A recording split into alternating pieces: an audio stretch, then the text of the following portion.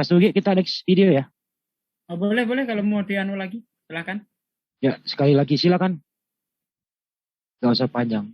Ini buku-bukunya ada peringkatnya. Tapi ternyata ketika Bapak Muhammad KC memberikan kebenaran, ini kitab kuning bertentangan dengan apa yang ada di Quran, mereka membela kitab kuning. Ini urutan keberapa nih kitab kuning? Ya. Dan kalau Anda nggak bisa jawab pertanyaan saya, maka Bapak Muhammad KC sudah memberikan dalil yang benar. Yang kedua, kalau kalian menistakan orang Kristen, kalian selalu menyatakan ini ada ayatnya. Jangan tersinggung dong. Kan ada ayatnya di dalam Quran kalau kalian dikatakan kafir, binatang ternak. Kalian menista Rasul Paulus, mengatakan Yesus tidak disalib, Yesus bukan Tuhan, ada jin kafir, disalib. Itu karena ada ayatnya. Maka jangan sakit hati teman-teman. Kalau saya katakan bahwa yang datang setelah Yesus adalah nabi-nabi palsu. Dan saya tidak pernah menyatakan sesuatu tanpa dalil Alkitab. Karena itu adalah buku iman yang saya pegang. Ya, setelah Yesus tidak ada datang lagi nabi kecuali nabi palsu. Kedua, kalian selalu menista Rasul Paulus. Rasul Paulus adalah salah satu rasul yang kami terima dan kami akui kerasulannya. Sama seperti kalian mengakui Muhammad. Di dalam kitab kalian, di dalam kitab Quran, kalian mengatakan bahwa taati Rasul sama dengan mentaati Allah. Pada waktu saya mengatakan ini, kemudian kalau menista Rasul sama dengan kamu menista Allah. Kenapa kami tidak boleh mentaati Rasul Paulus? Ya, berikan saya jawabannya. Ketika saya menanyakan ini kepada Muslim, dia nggak bisa jawab. Ya, stop, udah. Di Zoom. Stop. Ya. Stop, udah. Pendek-pendek aja itu dengan Rasul. Baik, Ustaz Sugi dulu, Ustaz Sugi, silakan. Itu tolong ditunjukkan kitab kuning bagian yang mana yang bertentangan dengan Al-Quran. Coba ditunjukkan deh. Kalau bisa tunjukkanlah. Ya, biar saya robek-robek itu kitab kuning kalau bertentangan dengan Al-Quran. Karena ulama membuat kitab kuning, ya kitab fikih, ya itu rujukannya Al-Quran dan hadis. Jadi tidak mungkin bertentangan dengan kitab Al-Quran dan hadis. Nggak mungkin. Gitu loh. Nggak mungkin ulama itu berani membuat macam-macam hukum sendiri. Nggak mungkin. Islam itu tidak punya kepentingan terhadap kitab Al-Quran. Tidak punya kepentingan terhadap hadis. Jadi jauh dari merubah-rubah. Itu tidak mungkin. Jadi apa yang dilakukan ulama ketika mereka menyusun kitab kuning, itu dasarnya Al-Quran dan hadis-hadis sahih. Tidak sembarangan. Sayangnya Anda tidak bisa menunjukkan bagian mana. Bab toharoh kah? Ya, bab sholat kah? Yang bertentangan dengan Al-Quran itu mana? Nah, tunjukkan. Kalau enggak ya itu asumsi saja. Ngawur namanya. Kemudian mengenai Yesus tidak disalib, dikatakan menghujat. Nah, ini bodoh nih. Itu tertulis di dalam Al-Quran. Itu keimanan kita. Gitu loh. Tidak boleh Anda mengatakan itu menghujat. Dan kita bisa membuktikan gitu. Ya. Lalu mengenai apa? Justru kalau yang menghujat itu seperti ini, seperti yang dikatakan Akhi Juma itu. Ya. Anda mengatakan Allah punya anak. Itu menghujat namanya. Kenapa saya katakan menghujat? Karena Anda mengambil nama Tuhan kami. Kecuali kalau Anda pakai istilah Anda, Theos, punya anak silahkan. Kita nggak akan keberatan. Tapi kalau Allah yang kita agungkan, yang kita sucikan, dikatakan punya anak. Bahkan dalam Al-Quran ada ayatnya. Ya, seolah-olah langit pecah. Ya, ketika ada orang mengatakan bahwa Allah itu punya anak. Nah, Anda seenak udelnya ngambil pilih orang Islam. Allah punya anak. Nah, ini yang bisa dikategorikan menghujat. Sementara mengenai Yesus disalib atau tidak disalib, ya, itu bukan hujatan. Kita punya argumen sendiri. Dan tidak memakai istilah-istilah Anda. Yesus tidak disalib. Tidak ada di dalam Al-Quran seperti itu. Yang dikatakan Isa di situ. Ya, bukan Yesus. Boleh Anda mengatakan menghujat kalau Al-Quran di teks aslinya mengatakan Yesus. Silahkan Anda katakan menghujat. Kan tidak ada di Al-Quran seperti itu.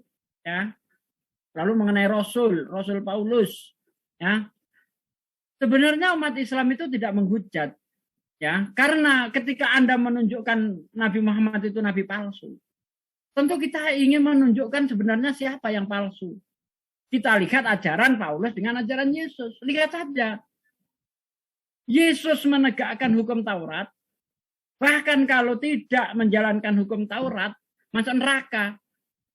Itu jelas tertulis di dalam Matius 5 ayat 20.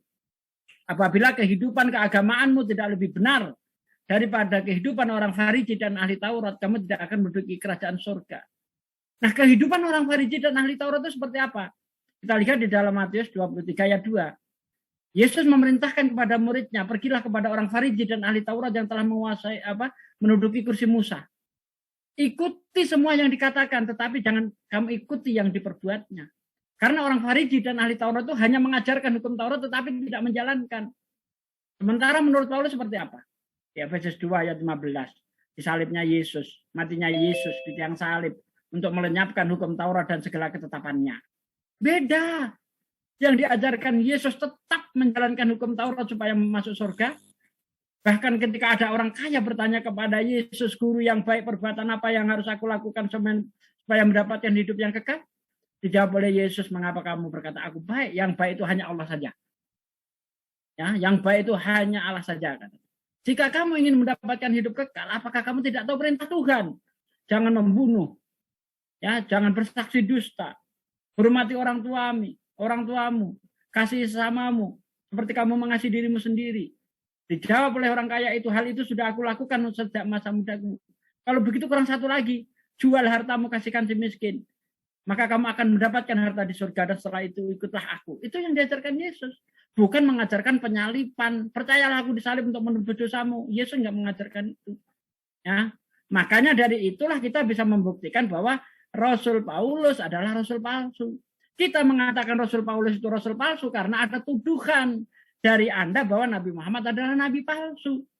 Kalau Anda menuduh Nabi Muhammad Nabi palsu berdasar kitabmu, kejauhan. Sebab pada masa Yesus, setelah Yesus terangkat, ya katanya terangkat itu, Nabi palsu sudah muncul. Silahkan saja dilihat di dalam 1 Yohanes 4 ayat 1 sampai ayat 4. Jelas itu, waspadalah. Ya, saudara-saudaraku yang kekasih, katanya di situ. Waspadalah akan setiap roh. Ya, sebab banyak roh yang datang ke dunia, yaitu nabi-nabi palsu. Nah, roh yang berasal dari Allah itu mengaku Yesus berasal dari Allah. Sedangkan roh palsu, roh penyesat, yaitu menyangkal bahwa Yesus berasal dari Allah. Nabi-nabi palsu sudah muncul di situ, nggak sampai ke zaman Nabi Muhammad. Ngapain kejauhan? Itu aja diselidiki siapa nabi palsu yang sebenarnya di situ. Begitu loh, Bos. Oke, itu saja Bang Andi. Lanjut. Nah, makasih Ustaz. Silakan Ustaz Juma. Tambahin.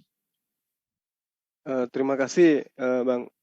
Jadi begini, sahabat Kristen itu ketika dia mencari kesalahan Al-Quran, kemudian menghujat Al-Quran, merendahkan Rasulullah, menghinakan Islam itu sendiri.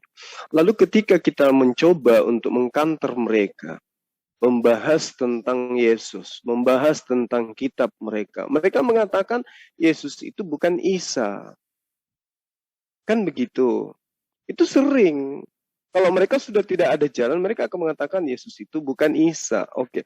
Harusnya kalau mereka itu cerdas, ya, mereka malu kemudian menyatakan bahwa kitab mereka itu adalah Alkitab. Karena hanya ada di dalam Al-Quran pengakuan seseorang yang datang sebagai utusan kepada Bani Israel yang mengaku datang dengan diberi kitab yang berupa Alkitab. Ini yang lucu gitu loh. Mengaku bahwa Isa itu bukan Yesus. Tetapi di Al-Quran sudah nyata-nyata mereka tahu bahwa Nabi Isa itu mengaku diutus oleh Allah. Lalu kemudian dia diberi Alkitab. Sesungguhnya aku ini adalah hamba Allah. Dialah Allah yang telah memberikan aku Alkitab. Berarti secara tidak langsung mereka mengakui bahwa Yesus itu adalah Nabi Isa. Karena kitab yang mereka tenteng mereka sebut dengan sebutan Alkitab. Kan lucu kan? Coba cari di dalam kitabnya Bani Israel, di kitabnya Kristen. Coba teman-teman Kristen itu sadari enggak tuh? Coba Anda cari di dalam kitab Anda, ada tidak pengakuan Yesus bahwa dia diberi kitab? Kitab apa yang diberi oleh Theos kepada Yesus? Ada enggak? Enggak ada kan? Lantas kenapa kalian mengatakan bahwa kitab Anda itu adalah Alkitab? Sedangkan yang mengaku diberi Alkitab itu hanya Nabi Isa alaihissalam. Di kitab kalian itu tidak ada pengakuan Yesus diberi Alkitab, nggak ada. Boleh kita taruhan kalau ada. Allah memberikan kepada Theos atau Bapa memberikan kepadaku Alkitab. Tidak ada itu. Atau Yesus mengaku Theos memberiku Gospel atau Injil, tidak ada itu. Tapi kenapa kemudian di kitab Anda malah sampulnya tertuliskan Alkitab? Kalau Anda mengakui kitab Anda adalah Alkitab, kudu Anda harusnya mengakui juga bahwa Yesus itu adalah Isa. Itu satu keeroran yang Anda harus pahami. Kemudian, yang tadi saya dengarkan videonya, ya kan? Inilah yang memicu pertentangan selama ini, gitu loh.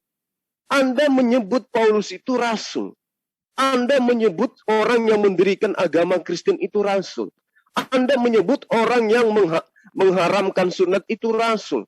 Anda menyebut orang yang mengingkari semua ajaran Yesus itu rasul. Bahkan Anda menyebut orang yang membatalkan kitabnya Bani Israel itu dengan sebutan rasul. Bahkan Anda menyebut rasul orang yang mengatakan Tuhan Anda yang adalah Yesus, yang adalah Nabi Isa, mati terkutuk di tiang salib. Anda menyebutnya rasul. Padahal yang disebut rasul itu hanya Rasulullah Muhammad SAW, bukan Paulus. Kalau kata rasul Anda nobatkan kepada Paulus, berarti secara tidak langsung Anda mengakui bahwa kata rasul itu adalah kata yang menjadi predikat atau pambang terhadap orang yang benar, utusan Tuhan. Nah, sekarang coba kita lihat secara kritis. Ada tidak di dalam kitab Anda sebagai ori teks menuliskan rasul? Rasul Paulus, ada tidak? Dalam bahasa Yunani ada nggak kata rasul itu? Atau di dalam bahasa Ibrani, ada nggak kata rasul itu? Nggak ada. Tapi kenapa di dalam kitab kalian ada kata rasul dan ditujukan kepada Paulus? Menandakan bahwa orang yang menyandang kata rasul itu adalah orang yang benar. Dengan kata lain, Anda mengakui pengakuan Allah kepada Rasulullah Muhammad SAW. Nyata bahwa Muhammad SAW itu adalah orang benar. Wa ma Muhammadun illa rasul. Ya, ma kana Muhammadun aba ahadin min rijalikum walakin Rasulullah. Muhammadur Rasulullah walladzina ma'ahu ashaddu. Ya, ashadda. Sorry. Artinya bahwa orang yang memiliki gelar rasul adalah orang benar. Adalah betul-betul utusan Tuhan. Sampai-sampai gelarnya itu diambil untuk dinobatkan kepada orang yang kalian inginkan duduk sebagai utusan Tuhan. Sadar nggak kalian itu? Saya balik sekarang.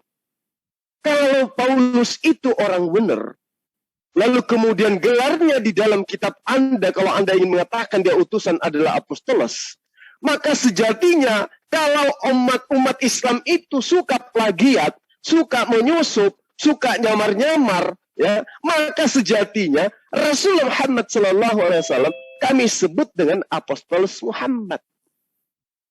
Sadar enggak kalian di situ? Anda mengambil kata rasul, sementara di dalam ori teks kitab Anda tidak ada kata rasul. Anda ngambilnya di mana? Dari Al-Quran. Ditujukan kepada siapa kata rasul itu? Muhammad sallallahu alaihi wasallam. Bukti bahwa kalian iri kepada Rasulullah. Sehingga julukannya, ya, kata sandangnya, jabatannya Anda ambil untuk mendudukkan Paulus yang adalah nabi di dalam Kisah Para Rasul 13 ayat 1. Jadi jangan Anda mengatakan Paulus itu bukan nabi. Karena kitab Anda sendiri mengatakan dia adalah nabi. Kembali kepada tuduhanmu, tidak adalah nabi, tidak ada lagi nabi setelah Yesus, kecuali nabi palsu. Maka coba, meludah ke atas jatuhnya ke mata Anda sendiri itu sangat pahit rasanya. Tidak ada nabi setelah Yesus. Lah, Paulus disebut nabi dalam kitabmu. Apa perlu matamu dirobek sampai kuping baru kau bisa tahu bahwa di kitabmu itu menuliskan Saulus. Sebelum ganti nama menjadi Paulus itu disebut sebagai nabi. Jadi tolong jangan bangkitkan harimau yang sedang tidur. Ya. Jangan menantang-menantang untuk mau melapor-melapor. Kami tidak pernah takut sedikit pun. Kami sudah persiapkan nyawa kami sampai kami terjun di dunia seperti ini. Kenapa? Kami tidak ingin generasi kami itu tersesat dengan menyembah kepada manusia.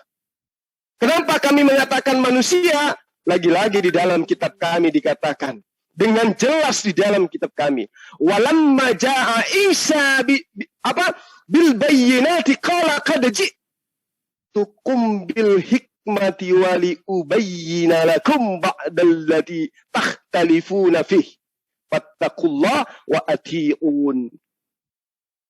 Ya. Dan ketika Isa datang membawa keterangan, beliau berkata, sungguh aku datang kepadamu dengan membawa hikmah untuk menjelaskan kepadamu sebagian dari apa yang kamu perselisihkan.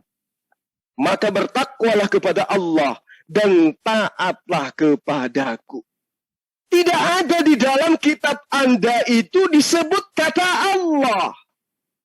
Apa perlu mulut ini sampai di kupingmu, sentuh kupingmu teriak?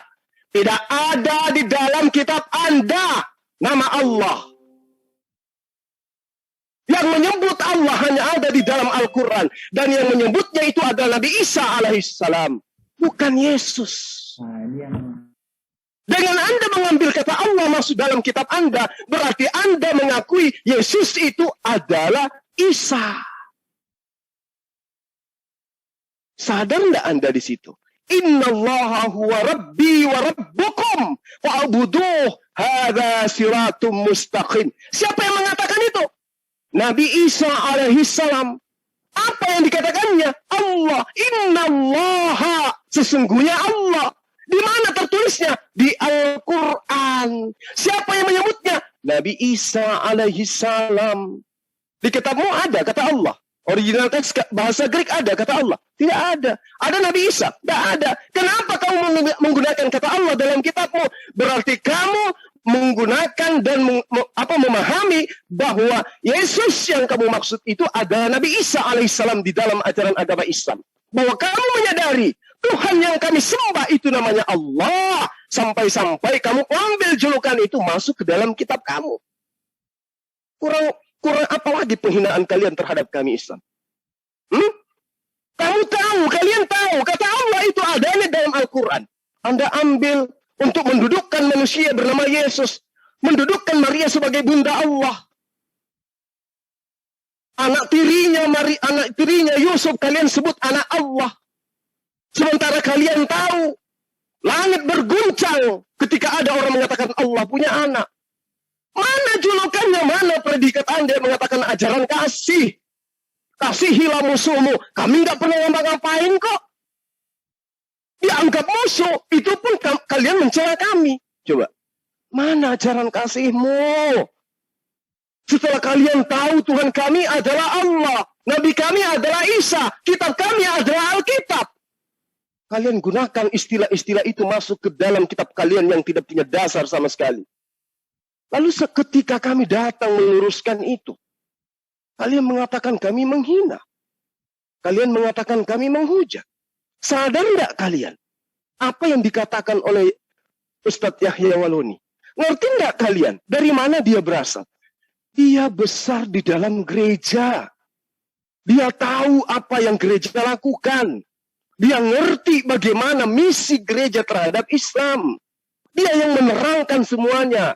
Sehingga dia yang berbicara seperti itu. Bukan kami. Bukan kami.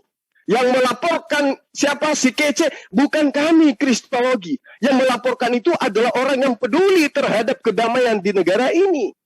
Kenapa dilaporkan? Karena jangan sampai memicu pertengkaran, perselisihan, permusuhan. Kenapa? Karena dia berbicara tidak berdasarkan ilmu. Kalau kami berbicara berdasarkan ilmu, Yesus manusia. Kristen mana yang mengatakan Yesus bukan manusia? Bahkan saking kepepetnya kalian mengaku Yesus 100% manusia, 100% juga Tuhan. Kepepet kan kalian itu?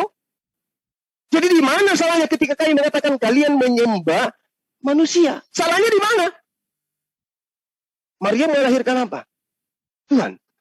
Melahirkan manusia. Di mana salahnya ketika kami mengatakan kalian menyembah manusia. Sementara Yesus sendiri mengaku dirinya adalah anak manusia. Kalian menghujat dan menghina kami. Kami menyembah batu katanya. Lawang Yesus aja yang membangkitkan orang mati. Di kitab kami meniupkan tanah liat yang berbentuk burung bisa hidup. Kami tidak sembah. Apalagi batu. Tapi selalu kalian dengan segala propaganda, menghina, menghujat, dan seterusnya. Lalu salahkah kemudian ketika kami mencoba untuk sedikit menyuarakan kebenaran, membela diri, bahwa sebenarnya yang menyembah batu itu kalian? Atau kalian ingin mengatakan bahwa Tuhan kalian yang berupa manusia itu adalah manusia yang tidak normal, yang tidak memiliki batu zakar? Tidak mungkin kan? Gak mungkin kan kalian mengatakan Yesus itu cacat fisik, gak mungkin kan? Berarti dia punya batu. Berarti yang menyembah batu selama ini adalah kalian, sahabatku, saudaraku. Sadarlah. Sesederhana itu sebenarnya. Apa pernah Anda melihat seorang Islam yang mengkaji Al-Quran berdebat dengan orang Hindu? Pernah. Apa pernah Anda lihat sepanjang ada yang disebut YouTube, ada yang disebut WA, ada yang disebut Facebook. Pernah Anda melihat orang Hindu, orang Buddha berdebat dengan Islam? Pernah. Tidak pernah kan? Kenapa? Orang Hindu, orang Buddha percaya diri dengan kitabnya sendiri. Percaya diri dengan utusan, dengan agamanya sendiri. Percaya diri dengan Tuhan mereka sendiri. Percaya diri dengan penghulu-penghulu agama mereka sendiri. Tidak seperti kalian. Hai sahabatku. Ya, sesederhana itu sebenarnya harusnya kalian sadar. Yang menyebut kata Allah hanya ada di dalam Al-Quran. Yang menyebut kata Alkitab hanya ada di dalam Al-Quran. Yang menyebut kata Rasul hanya ada di dalam Al-Quran. Jangan mentang-mentang karena Yesus menyebut di dalam kitab kalian, waspadalah akan datang nabi-nabi palsu, kemudian kenabian Paulus Anda sembunyikan. Sementara di kitab Anda terang benderangnya Paulus itu adalah seorang nabi. Kisah para Rasul 13 ayat 1. Catat itu. Ya. Catat itu. Jadi sahabat Kristen, saya ingatkan sekali lagi. Cukup ini sebagai pelajaran. Cobalah Anda untuk bagaimana bisa jujur terhadap kebenaran itu sendiri. Jujur terhadap diri Anda minimal. Bahwa Anda telah melukai hati saudara sendiri, yaitu umat Islam. Bahwa Anda telah menggunakan istilah-istilah yang sangat sakral di dalam ajaran agama Islam pada tempat yang tidak semestinya. Ingat itu. Tolong ini supaya pernyataan-pernyataan saya ini di-share sebanyak mungkin. Kalian menyebut Paulus sebagai rasul. Apa dasarnya? Kalian menyebut kitab kalian dengan sebutan Alkitab. Apa dasarnya? Menyebut sembahan kalian dengan sebutan Allah. Apa dasarnya? Tidak ada dasarnya kecuali mengambil istilah-istilah di dalam Al-Quran untuk mengaburkan antara perbedaan Islam Kristen. Untuk mengaburkan antara perbedaan Al-Quran dan kitab Anda. Itu tujuannya. Agar misi kalian itu mudah.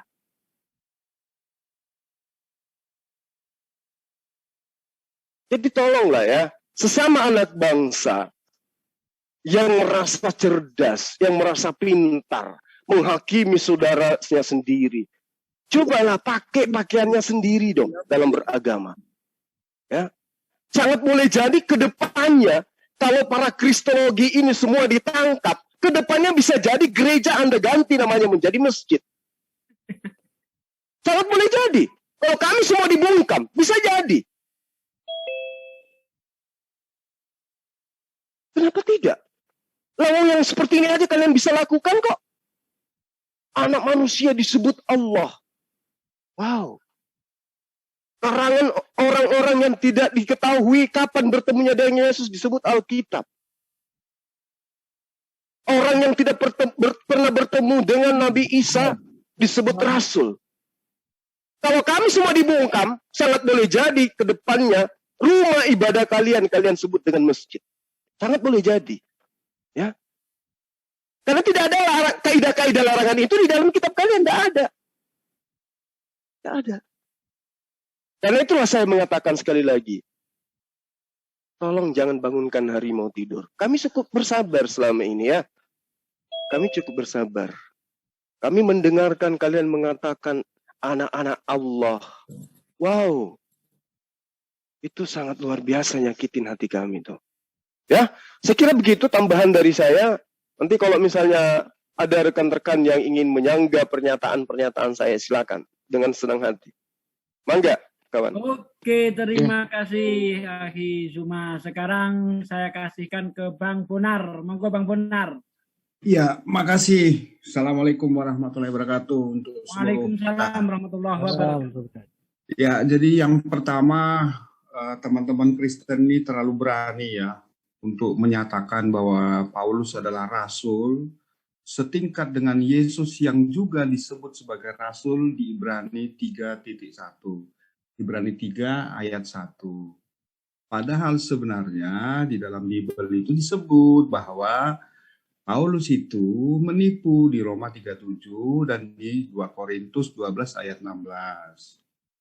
Nah, teman-teman, saya ajak ya teman-teman Kristen, saya mengajak dengan hati yang paling dalam untuk mempelajari ajaran-ajaran Paulus. Karena apa? Karena Paulus ini membuat kalian teman-teman Kristen semakin jauh dari hukum terutama, hukum tertinggi yang diajarkan oleh Yesus. Yang pertama, kata Paulus, Yesus itu dibunuh sebagai tebusan dari kutuk hukum Taurat. Bayangkan teman-teman ya, hukum Taurat yang dari Tuhannya Yesus itu katanya justru menimbulkan kutuk dan kalian imani, ya gitu. Maka kemudian coba deh tarik napas, pelajari ulang posisi Paulus itu. Terus kemudian yang berikutnya, di 1 Korintus 1:25 itu disebutkan bahwa theos yang dalam Bible disebut dipakai kata Allah itu bodoh gitu loh. Itu kan sebuah penghinaan teman-teman ya. Jadi pelajari dengan baik apa isi Bible-mu supaya kalian itu memahami apa yang dimaksud oleh Paulus. Di 1 Korintus 1:25 itu disebut oleh Paulus bahwa yang bodoh dari theos. Cari tahu, coba cari tahu apa sih yang bodoh dari theos itu. Kalau bagi saya, pernyataan Paulus itu memang betul gitu loh, bahwa dulu di zaman perjanjian lama, dia yang berdosa maka dialah yang harus dihukum. Tapi oleh Paulus itu diganti menjadi apa?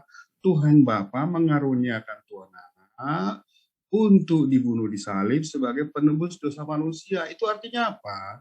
Semakin lebih buruk gitu loh. Terus kemudian di Efesus 2:15 itu disebutkan bahwa sebab dengan matinya Yesus sebagai manusia, ia telah membatalkan hukum Taurat dengan segala perintah dan ketentuannya gitu. Nah, kalau hukum Taurat dengan segala perintah dan ketentuannya sudah tidak berlaku, berarti hukum tertinggi yang diajarkan oleh Yesus, yaitu hukum terutama, itu menjadi tidak berlaku. Oleh karena itu, karena hukum Taurat sudah tidak berlaku, maka ajaran Yesus itu menjadi salah. Dengarlah hai Israel, Tuhan Allah kita, Tuhan itu Esa. Itu menjadi salah karena hukum Taurat dibatalkan. Itulah sebabnya mengapa ada banyak variasi pentuhanan di dalam Kristen. Hati-hati dengan Paulus. Lalu kemudian yang kedua, kasihilah Tuhan Allahmu dengan segenap akalmu, dengan segenap kekuatanmu. Maksudnya apa? Jangan batalkan Taurat itu, tapi ikuti gitu loh, bertakwa, ikuti ketentuannya, jauhi larangannya. Terus kemudian yang ketiga, komponen dari hukum terutama, kasihilah sesama. Itu adalah jalan keselamatan, kasihilah sesama. Bagi teman-teman Kristen yang mau mempelajari secara baik dan benar tentang Bible, sejatinya kalian itu tidak boleh menganggap, tidak boleh meyakini bahwa kalian masih harus berbuat kasih supaya masuk surga. Enggak. Kalau kalian menganggap bahwa berbuat kasih masih jadi syarat untuk masuk surga, berarti darah Tuhan itu sia-sia, atau darah Tuhan itu menjadi rendah, atau darah Tuhan itu tidak cukup untuk menebus kalian, gitu loh. Sehingga kemudian kesimpulannya apa? Apa yang kami sampaikan ini mohon dipelajari dengan baik dalam rangka supaya kalian kembali ke hukum terutama, hukum tertinggi yang diajarkan oleh Yesus. Kalau kalian itu kembali kepada hukum terutama, maka satu, kalian tidak perlu mempertuhankan Yesus. Kedua, hukum Taurat tidak perlu dibatalkan. Yang ketiga, kasihilah sesama, itu dijadikan sebagai jalan keselamatan. Gitu loh teman-teman ya. Jadi terutama kepada Ibu Sofiatul, jangan marah-marah dulu, tarik nafas, pelajari Bible-mu. Gitu Bang, makasih. Oke, terima kasih Bang Bonar. Ya, singkat dan padat.